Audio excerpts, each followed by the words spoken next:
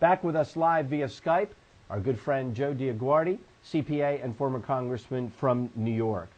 Good morning and welcome back, Joe. Thank you, Curtis. Glad to be here. I love that wake-up music you got.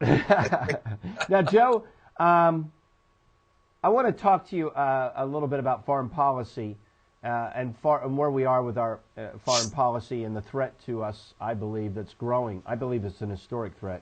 You know, about a month or two ago, the president of Iran made this statement, and I'm paraphrasing: how does America think that it could possibly be the leader of the free world or a leader and superpower in the free world when its economy is in such disarray and it has such an economic crisis going on? And he's absolutely right. And I believe because both of our fiscal weakness and our devastating fiscal policies, as well as the dangerous policies of appeasement towards radical Islam that this president's put in place, I believe we find ourselves in a very, very dangerous place as far as threats to our nation and our national security. Your comments? Absolutely. National security cannot be disconnected from economic security, financial security. And the more we depend on countries like China, who we don't respect really. I mean, this is a communist system. Sure, there are many millionaires there, but the place is loaded with corruption. You could see the new premier taking power, his speech. He's fed up himself. He had to give a speech that was unprecedented, blaming, the corrupt officials. He put them all on notice that something's going to happen. But this is still a system that represses its people. There's censorship. You can't get a movie over there unless they, look at it. I was just reading the Wall Street Journal this morning and preparing for your show, and I see that Kung Fu Panda is not going to be out there until 2016, but they know that, there are not going to be any surprises. So we've got a system like that. Now, how can we justify spending money we don't have, borrowing from countries we don't trust, and putting the American dream that my father came here as a young boy from a poor farming village near Naples in 1929 at the age of 15, putting that dream in jeopardy? That is the American dream. It's passing that on. We're losing this. And we're going to lose it nationally if we keep relying on countries like China for the money we need, and most of it is being, in my mind, wasted. Whether it's looking at where we are at home, Joe, or where we are in our foreign policy and what we've done, and I mean deliberately done, allowed this president to do around the world, the position he's put us in, I have to tell you, I think you could rank our vulnerability right now as a nation equal to the time before World War II. I really do.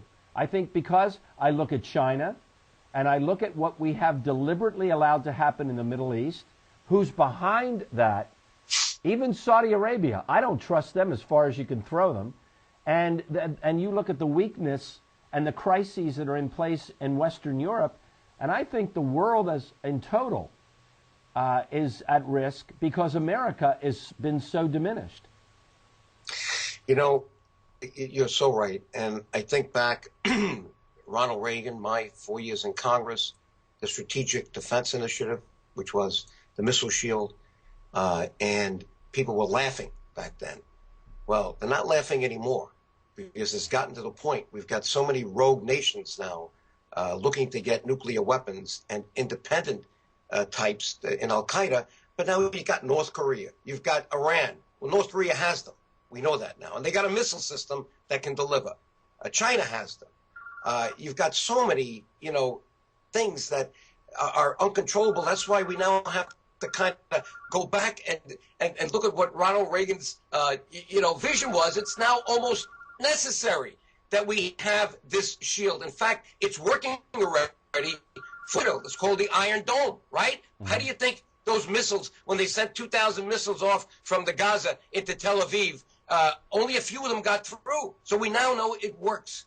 And I hope that we're going to put some money into that, because I don't know that we can go to every country in the world and sort things out, but we got to at least make sure that whoever has a missile with a warhead is not going to reach us over here or on the mainland or up in Alaska or Hawaii. So this is now, getting to the point where you don't know what's going on. But Syria now is a big conundrum.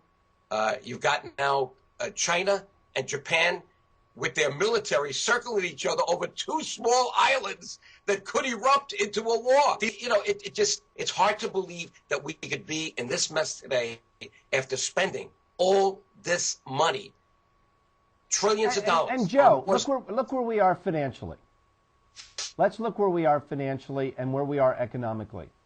If China wanted to dump 1%, 2% of our debt onto the market, at the same time make a military move, they now have and spent for the last decade and a half more money on the military, expanding the military, upgrading the military, a lot of it by stealing our technology.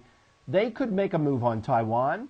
They can make a move against Japan and those islands. They can dump 1% of our debt on the market, and guess what? We're in trouble, and the world goes into a free fall. What if that were, look who's behind, look who's talking to Europe, the countries that are financially in trouble. Look who's talking to the Middle Eastern countries behind the scenes. China, offering, if they'll open up their markets, that China will help with some money or other aid. Look who's buying up Africa, all the minerals down there. If China wanted to make a move, and some countries in the Middle East really wanted to get more aggressive, including Egypt, let me tell you something. This thing could blow up. It's not going to hurt China. They can control the situation. The Middle East doesn't care. Do they really care? If there's more war or more killings, they don't care. But who's it going to affect more than anybody else? Us.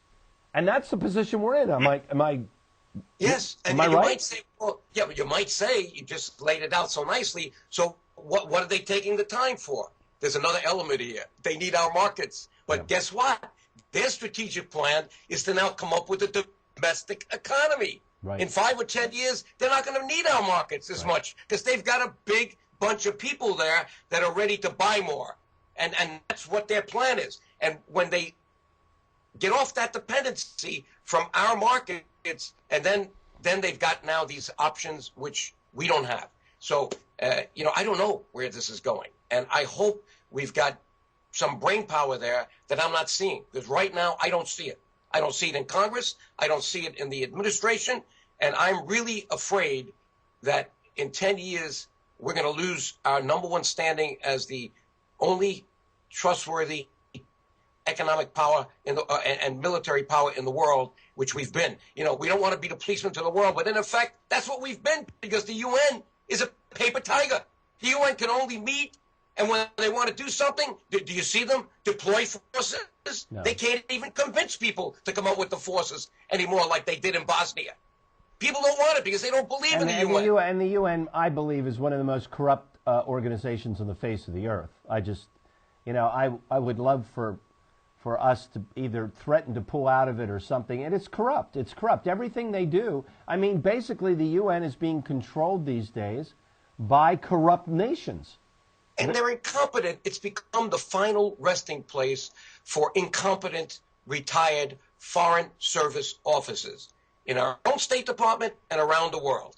And all they want to do is meet, go to those fancy restaurants in New York. That's why they don't want to move the United Nations out of here. And they got, tax-free besides from New York City. And what are they doing? I don't see any result in what they're doing.